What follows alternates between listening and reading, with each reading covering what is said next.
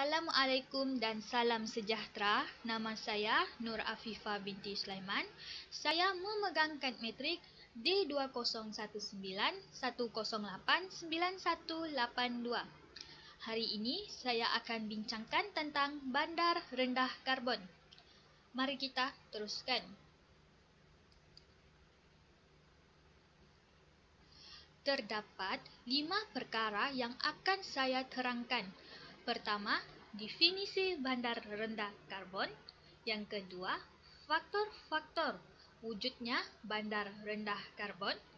Ketiga, kriteria untuk memulakan projek bandar rendah karbon. Keempat, petunjuk bandar rendah karbon. Dan akhir sekali, langkah-langkah untuk merealisasikan bandar rendah karbon. Apakah itu bandar rendah karbon? Sini saya akan jelaskan. Bandar rendah karbon adalah pendekatan urbanisasi lestari yang berpusat pada pengurangan jejak karbon antropogenik bandar dengan cara meminimumkan atau menghapuskan penggunaan tenaga yang bersumber dari bahan bakar fosil.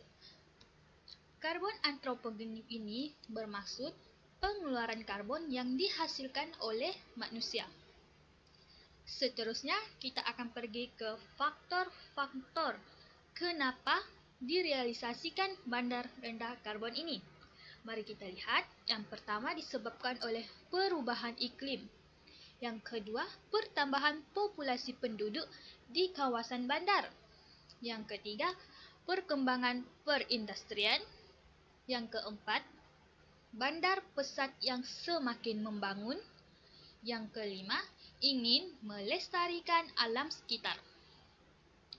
Mari kita lihat pula bahagian kriteria untuk memulakan projek bandar rendah karbon. Yang pertama, kita mesti lihat kos yang dikeluarkan haruslah rendah ataupun jimat. Yang kedua, kita mesti mengenal pasti keutamaan untuk membuat bandar rendah karbon di sesuatu kawasan. Yang ketiga, boleh diukur dan dilaporkan.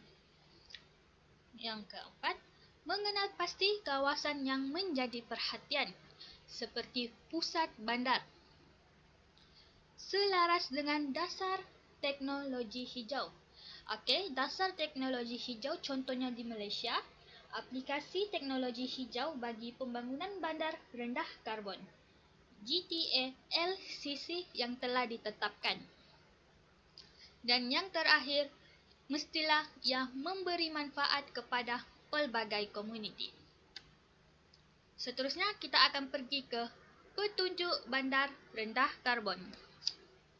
Yang pertama, kita boleh lihat corak tenaga di bandar tersebut, di mana bahagian tenaga boleh yang diperbaharui lebih banyak digunakan berbanding intensiti tenaga.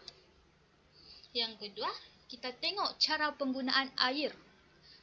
Mereka lebih banyak menggunakan air sisa yang dirawat berbanding intensiti penggunaan air mereka sangat kurang. Yang ketiga, sosial dan kehidupan, di mana mereka membuat cadangan ruang hijau awam yang lebih banyak.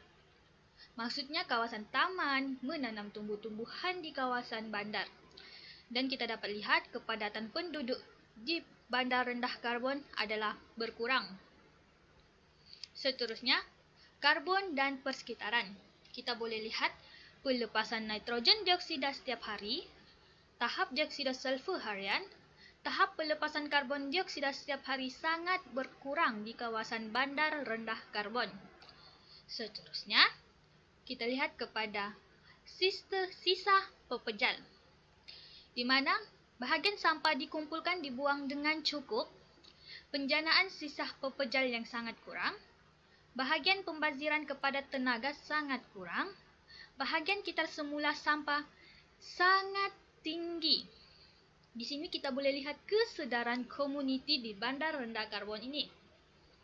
Dan akhir sekali kita boleh lihat mobiliti bandar mereka. Bas awam per kapita tinggi. Lebih banyak mereka menggunakan bas awam dan rel kereta api berbanding mereka menggunakan kereta sendiri. Okey, bagi sesuatu bandar untuk merujuk kepada bandar rendah karbon adalah dengan langkah-langkah ini mereka harus gunakan. Yang pertama, mereka mesti mengurangkan pengeluaran daripada penggunaan tenaga, air bangunan dan kawasan umum. Kedua, pengurangan pelepasan daripada penggunaan kenderaan petrol dan diesel. Yang keempat, mengurangkan pelepasan daripada pembentukan sisa yang terkumpul di tapak pelupusan sampah. Mengurangkan pelepasan karbon dioksida. Dan akhir sekali, mestilah mewujudkan kawasan hijau bandar seperti membuka taman permainan, tanam tumbuh-tumbuhan penutup bumi. Setakat ini sahaja saya punya pembentangan tentang bandar rendah karbon. Terima kasih.